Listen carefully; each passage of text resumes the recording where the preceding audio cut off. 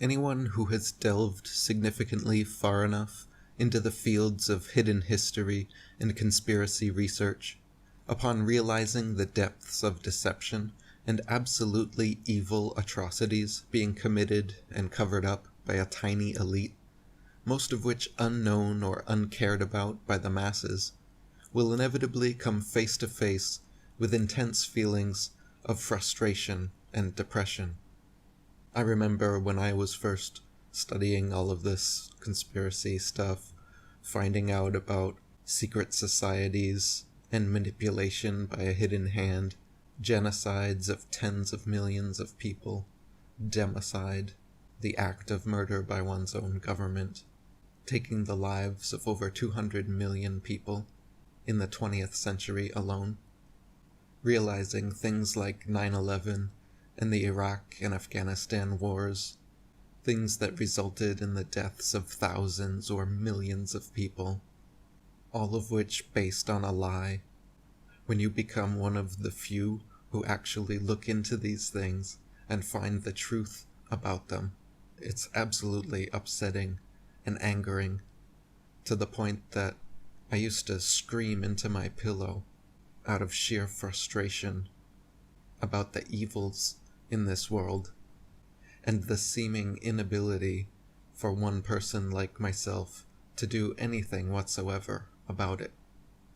You spend weeks and months and years researching these things, reading books, watching lectures and documentaries, scouring the internet, looking at both sides of every issue, trying to get to the bottom of what happened, knowing that you're one of the precious few that even cares enough or has the time or intuition or diligence to look into and figure out these things.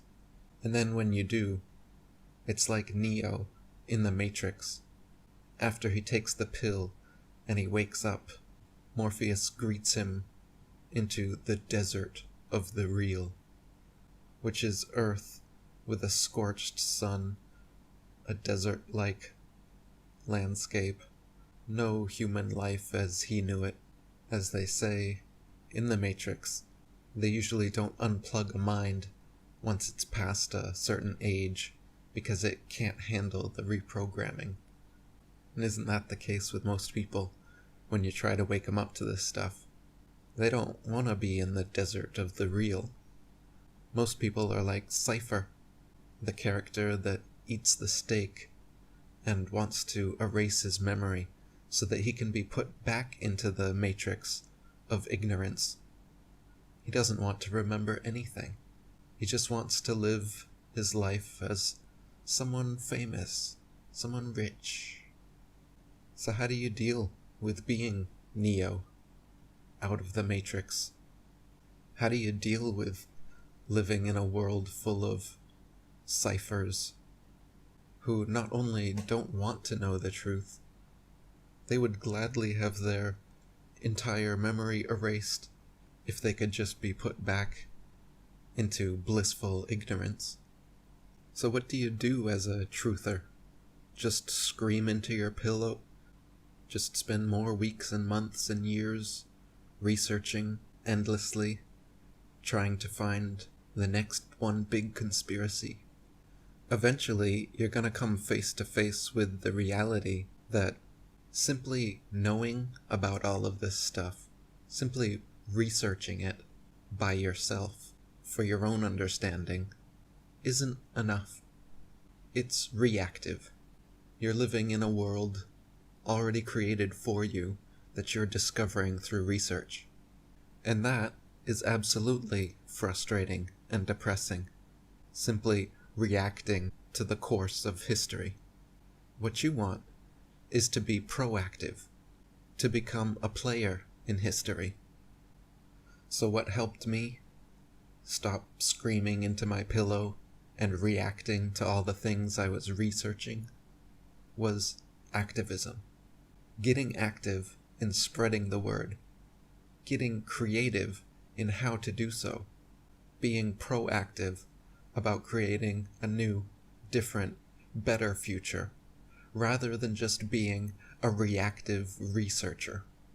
And there are many forms of direct activism that we can take to make a big difference, like engaging in conversations with open-minded friends, family, neighbors, and coworkers, setting up watch parties with people who will sit down and agree to watch an important informative documentary with you, school projects where you can show some of these things, buying and giving out copies of important truth books and documentaries to people who are open to actually reading or watching them.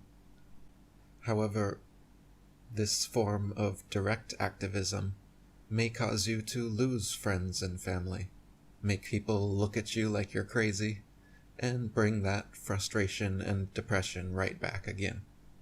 And so if this is the case, and you've already tried some forms of activism, only to bring your truther depression right back at you, for this I recommend trying some of the many methods of indirect activism out there, like making anonymous social media accounts to make posts, links, and comments to important truth books and documentaries, taking those books and documentaries and putting them on thumb drives to give out to people or leave in mailboxes, making stickers or pamphlets to leave around town, creating websites, posting on forums, translating good content into foreign languages, making anonymous videos, calling in to relevant popular TV and radio shows, and of course, using your creativity